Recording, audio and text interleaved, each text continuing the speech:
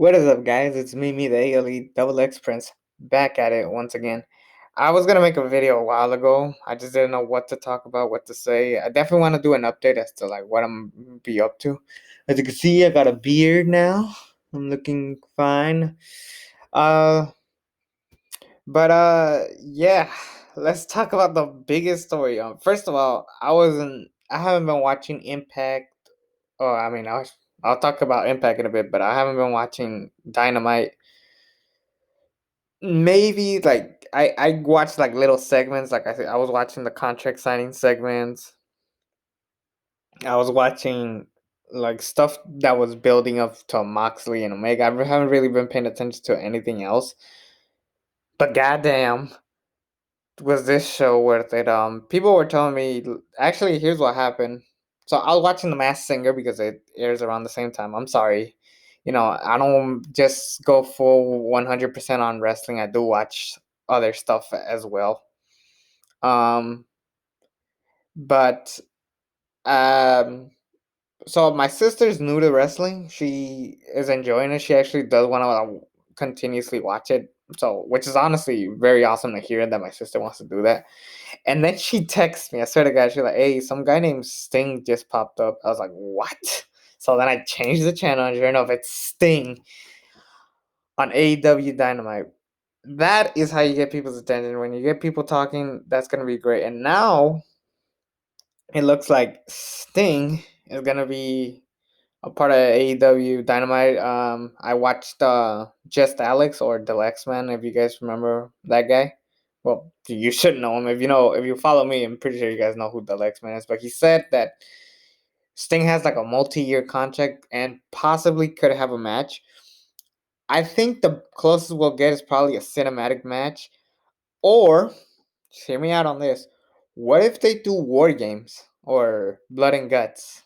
Team Taz versus Team Cody, and then that's when Cody Rhodes finally turns heel and joins the Four Horsemen with Sean Spears and FTR with Tully Blanchard as their manager. I'm just thinking maybe that's gonna be the closest thing we'll get. Um, so there was that, and I was just like, holy shit. What if this is the time? Like, because honestly, I think Sting deserves a better retirement match. We're not gonna get Taker and Sting. Let's just accept that we're never gonna get that match. Just snap out of it, forget about it. Just and trust me, you guys do not want to see Sting and Undertaker. You might say you do, but you don't. Anyways, we get to see that Sting. I guess we're gonna do. He could either manage or he could be um in the in a match. But the biggest thing that people marked out about, other than him showing up, first of all, the commentary was fucking top notch. Tony Khan and Jim Ross were like Sting.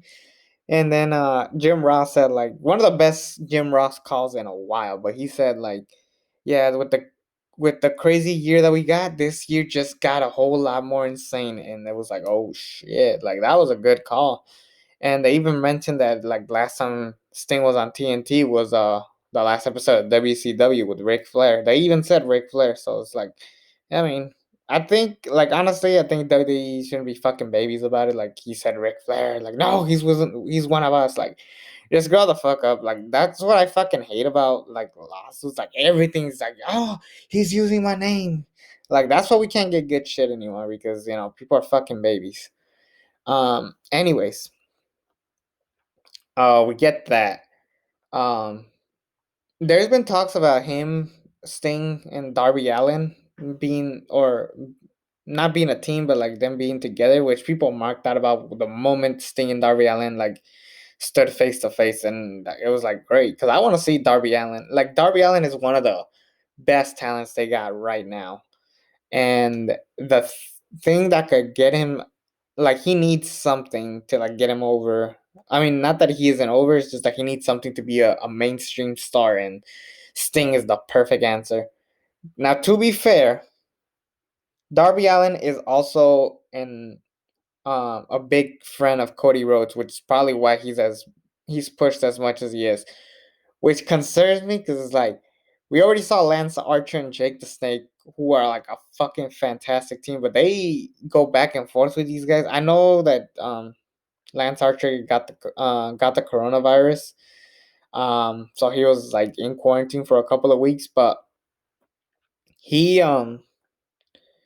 Lance Archer should be definitely doing some big things if he is back, or if he can wrestle. Like, I want to see him, Lance Archer, doing something. Maybe Darby Allin versus Lance Archer could be great. Jake and Sting being in the same ring, face off. The promos that Jake could cut and the Sting just standing there, that's fucking great. I would watch that. Take my money. Um, but yeah, I'm excited for whatever Sting does. This is big. Um, obviously, I don't know if we're ever gonna get a AEW. AEW's ever gonna have like a boom period for professional wrestling, but they're trying. They're actually trying to do mainstream shit, get people talking about AEW. I mean, shit, my fucking sister watches it. Not that that's gonna be a drastic change, but my sister's a new fan, so it's like now she's invested in this shit. So that's awesome. Um, and finally, let's talk about the main event.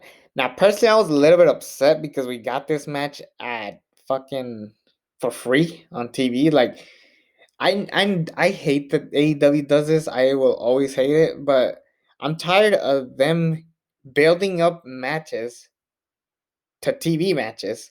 Like, you get the pay per view, you have Brian Cage win this match just to like have it on his uh, match on TV, and then to top it off, he just hasn't wrestled a proper match in a pay per view ever since Double or Nothing. Lance Archer won a battle royal. We thought there was gonna be Moxley and Archer all the way to Full Gear.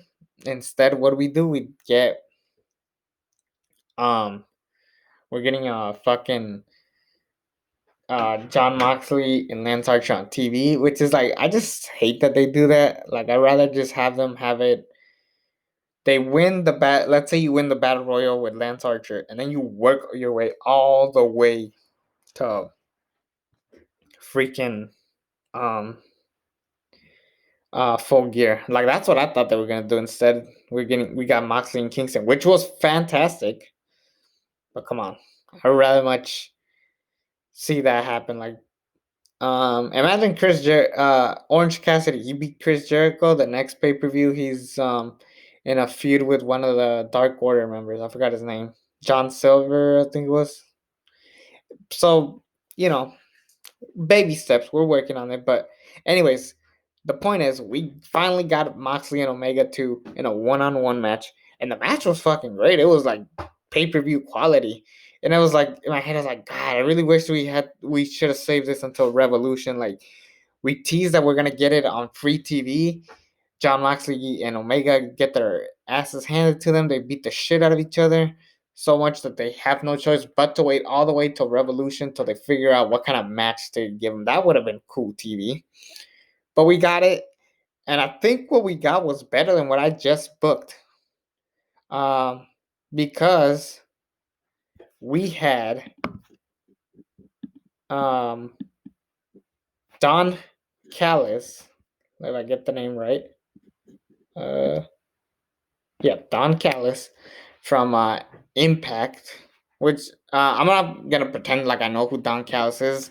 Like, I know he was part of like WWF and WCW, and he's a ring announcer or a commentator for the Impact, but I didn't really know who he was. But it was like, okay, people are like, oh shit, who the hell is this? And yeah, he helps Kenny Omega get the belt. It was like, holy shit, this is like insane. But Kenny Omega's the new AEW champion, the first member of the elite members to win a belt. Like, I always question who the hell is gonna be the first out of the elite to win the belt. It was either gonna be Kenny or Cody, but Cody has this current contract where he can't wrestle for the AEW World Championship, which could probably change in maybe next year or maybe 2022. Who the fuck knows? But we finally got it. We got Kenny Omega as the AEW World Champion. That is just great. he leaves like as he's just like walking off, and they try to get Don Callis for an interview.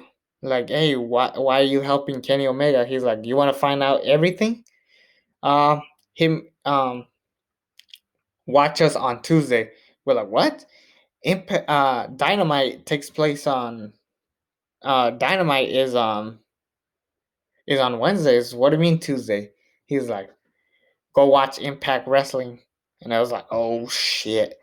So apparently we're gonna get TNA or Impact Wrestling, whatever you want to call it, team up with All Elite Wrestling. Now, I always thought that like TNA back in 2002 through or 2004 ish to like 2008 or 9, I always thought that TNA had potential to actually surpass WWE at the time and probably be a legitimately competing brand to like go against them.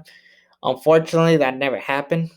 But the way people see AEW now is the same way I saw Impact years ago. Uh, unfortunately, things changed, and yeah, we're getting Impact and AEW teaming up. Now there was talks that they were also gonna team up with New Japan. They were gonna team up. Well, they're currently teaming up with NWA, the women's division. So I'm guessing that all of the promotions. How fucking crazy would it be if they had this whole fucking story with all of the brands like outside of WWE are all teaming up together to go against WWE? That would be pretty fucking cool. But no, that's not happening. I think they all want to do their own thing.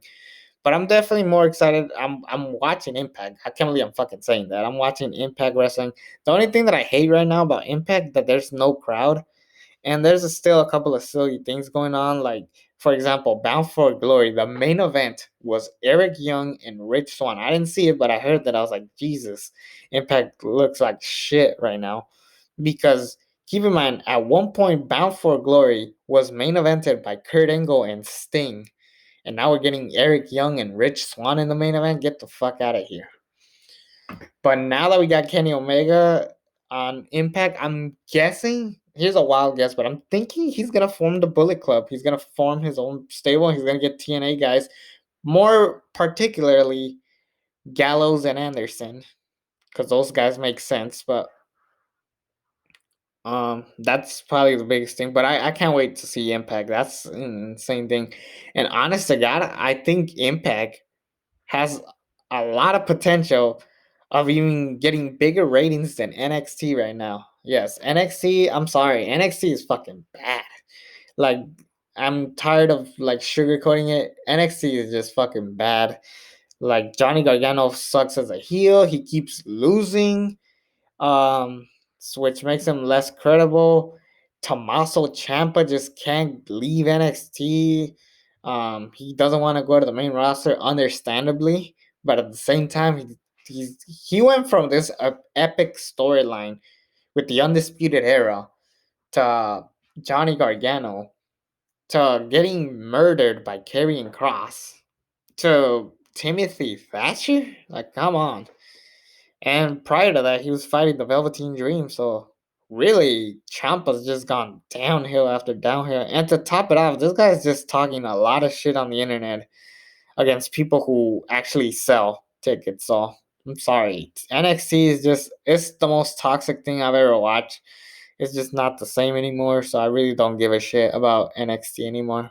Like, I can't believe I'm saying this, but I think the main roster is better than NXT. Like SmackDown and Raw, which are bad, but they're better. Like, they got Roman Reigns and Drew McIntyre, two legitimate stars carrying the brand. Like, that's what honestly every promotion should have. They should have like five guys to rely on. Like, that's what AEW has. They had Moxley, Omega, Cody Rhodes, and the Young Bucks, and F um and the Four Horsemen, which are FTR, Sean Spears, and To Be Determined.